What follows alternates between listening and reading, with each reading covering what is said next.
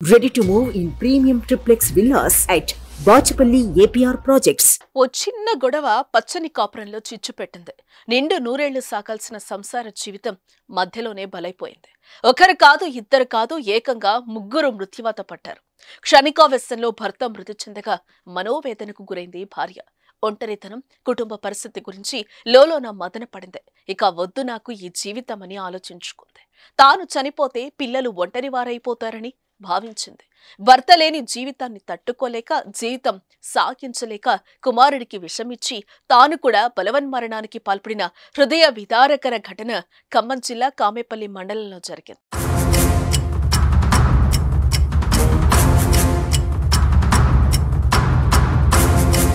గోవింద్రాల గ్రామానికి చెందిన సక్రం, నేపుత్ర దంపతులు వ్యవసాయం చేస్తూ జీవించేవారు.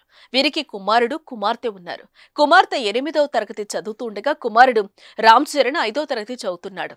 ఈ ఏడాది జనవరిలో భార్యాభర్తల మధ్య ఓ చిన్న గొడవ తలెత్తింది. దీంతో మనస్తాపానికి గురైన సక్రం బలవన్మరణానికి పాల్పడ్డాడు.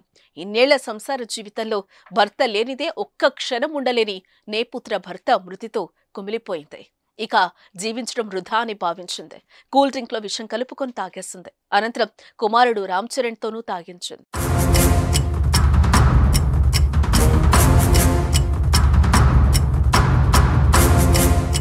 విషం తాగిన ఒక రోజు తర్వాత ఇద్దరు అస్వస్థకు గురి కావటంతో కుటుంబీకులు హైదరాబాద్లోని ఓ ప్రైవేట్ హాస్పిటల్ కు తరలించారు. చికిత్స పొందుతూ నేపుత్ర మృతి చెందింది. తల్లి మృతి చెందిన కొన్ని గంటల తర్వాత కుమారుడు రామ్ చరణ్ మృతి చెందాడు. ఒకే నెలలో ఒకే కుటుంబంలో 3 మరణాలు సంభవించడంతో గ్రామంలో విషాద ఛాయలు అలుముకున్నాయి. కుటుంబ సభ్యుల ఫిర్యాదుతో కేసు నమోదు చేసుకున్న పోలీసులు దర్యాప్తు చేపట్టారు. దీంతో కుటుంబ సభ్యులు కన్నీరు మున్నీరుగా విలపించారు. క్షణికావేశంలో తీసుకునే నిర్ణయాలు సరైనవి కావు. ఒక్కసారి ప్రశాంతంగా ఆలోచిస్తే అవే అన్నీ సర్దుకుంటాయి.